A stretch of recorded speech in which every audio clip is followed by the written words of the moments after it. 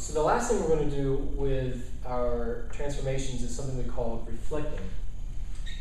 So reflections are basically taking the graph and reflecting it over one of the axes. So there's two ways we can do this. We can first of all either make the entire function negative. So I'll take my entire function and change the values of everything, make everything the opposite. This will reflect the graph over the x-axis. If you think about it, it makes sense, right? The x-axis is the horizontal axis. If you're going to take the entire function and make it negative, you're going to take all of those values that were initially positive, the y values, and move them to the negative part where all the y's are negative. And you're going to take any y values that were negative and you're going to move them up, reflect them over the x-axis to where they become positive. And we'll see an example of this in a minute of how this works. The other thing we could do is replace x with negative x, so the function of negative x. In this case, this is going to reflect over the y-axis. And again, this should kind of make sense. If you're going to take all your x values and replace them with negative x values, then anything that was originally a positive x value is going to become a negative x value. Anything that was originally a negative x value is going to become a positive x value. So it flips it over the y-axis. Let's see an example of how this would work. So let's start with, how about this graph? Negative square root of x. Again, I'm just going to start with my square root of x graph, my basic simple graph, and sketch that. Okay, so that looks like this. That's the square root of x. Now, if I take the entire function and make it negative, so the negative square root of x, that is going to, again, refer to the rules, that's going to reflect it over the x-axis. So what does this look like? Well, if I reflect it over the x-axis, just think about taking it and rotating over the axis, or thinking about folding over the x-axis, and what would it look like? If you rotate this over the x-axis, you'll get this mirror image over here. So think about folding it across that axis. What would it look like if you folded that? So the graph of negative square root of x is just square root of x reflected over that x-axis. It looks like this. We'll get the same image, but just on the bottom reflected over. Now compare that to something like this. The square root of negative x. Again, we're starting with your basic graph, the square root of x. All right, but in this case, we're not making the whole thing negative. We're replacing the x value with a negative x. So that's what we're doing. There's a little subtle difference here, right? Replace x with negative x. What does that look like? Well, that means that instead of square root of x, you'll have square root of negative x. Okay, so then we say, what rule is that? Okay, that's this rule. That means we need to reflect over the y-axis. All right, good. So what does that mean? Well, we take the y-axis and we're going to reflect it this way. Now, if you folded it across the y-axis, what would the image look like over here? Oh, you'll get an image that looks something like that. So that means that the square root of negative x is going to look something like this. And again, if you look in the book, there's some really nicely drawn examples of this as well. We're showing some of these reflections and some of these transformations. So we have 6 altogether. We have moving 2 that will move up and down. That's by adding to the entire function or subtracting from the entire function. 2 that will move the function left and right. That's where replacing x with x plus something or x minus something. And then the last one are the reflections. You can either make the entire function negative or make just the x values negative. Making the entire function negative reflects over the x-axis. Making just the x values negative reflects over the y-axis. So it's kind of counterintuitive for some of these. I would definitely recommend making a list and using the list while you're working them. Eventually you'll memorize them, but But first you want to make sure that you're getting them nice and squared away. Now of course we can take all of these and mix them together.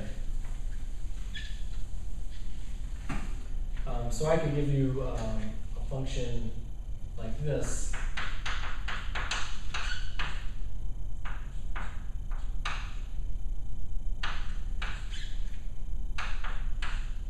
Okay, in this case I have three things I have to worry about. My original simple function is just the absolute value of x function, right? Because we have an absolute value in it, which would look like this. Now what I would like to do is to do one change at a time so that eventually I end up with this function. Okay, and you have to be careful about the order you do them in because you want to make sure you get this exact function, not something different. So let's see what we can do. Maybe the first thing I want to do is instead of having this x, I want to have an x plus 3 inside here. So I'm going to replace x with x plus 3. Okay, so that looks like this. The absolute value of x plus 3. Now what does that do to my graph? This will move the graph 3 units to the left. Remember, this is the one that's kind of counterintuitive. Replacing x with x plus 3 will move this to the left 3 units. Okay, so let's sketch that. So 1, 2, 3 units to the left. And we'll get a graph that looks like this. So the next thing I notice is that this isn't a positive absolute value of x plus 3, it's a negative x plus 3. So I want to make that entire thing negative.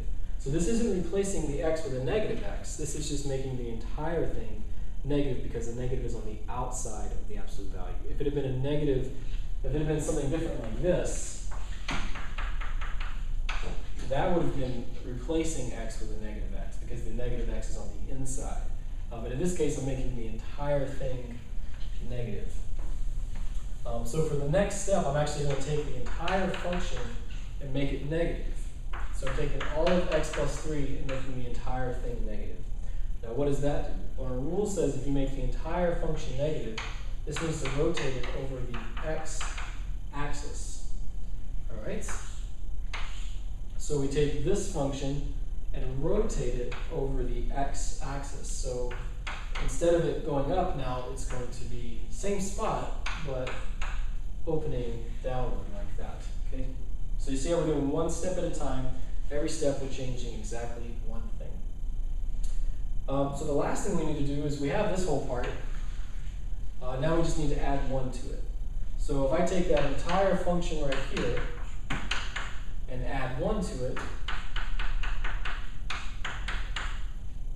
I'll get exactly what I need. Negative x plus 3, all of that plus 1.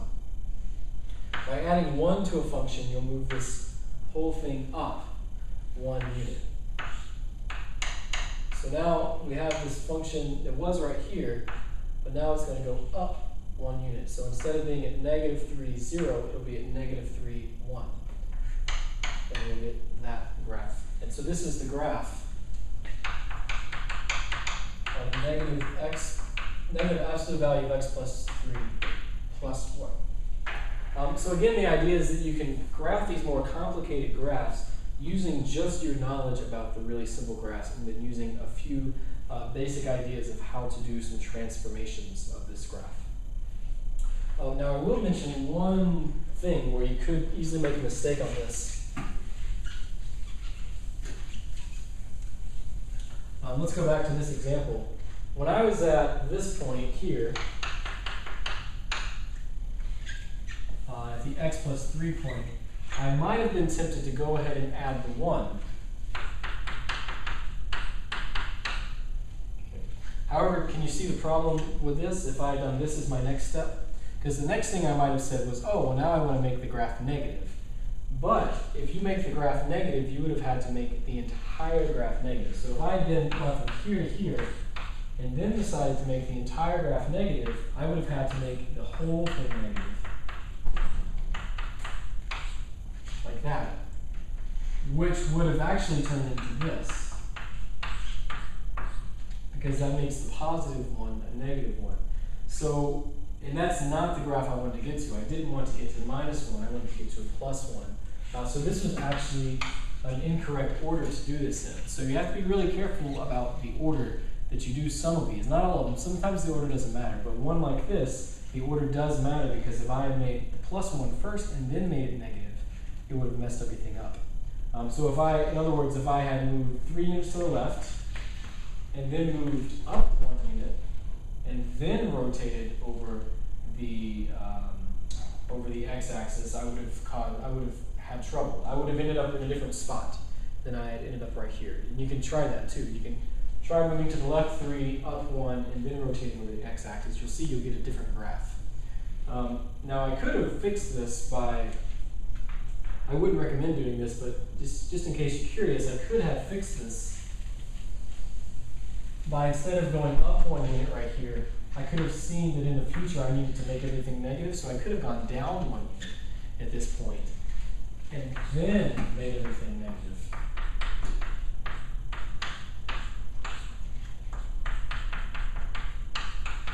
In this case, this would have worked. I would have gotten to the original thing. So in this case, I would have gone left 3 units, down 1 unit, and then rotate over the x-axis. And actually, I'll show you this actually works. We have some room here. Let's say I started with this. I started with my basic graph, and my step said move to the left 3 units. 1, 2, 3. Now move down 1 unit. So I'll take that graph, 1, 2, 3, and go down 1 unit. And now rotate over the x-axis. Well, I'll take this graph, anything that's on the bottom of the graph needs to go to the top. So that, right? And then everything flips. So this actually flips down and turns into that, which is actually the same graph that we got over there. So there are sometimes 2 ways that you can get to the same graph. Usually there's a harder way. This is the harder way, I would say. And then usually there's another way that's a little easier. So the first way I did this, I would say it's a lot easier to do than this particular way going through the graph. So just something to be careful about while you're working some of these problems. Sometimes you might run across one where the order does matter.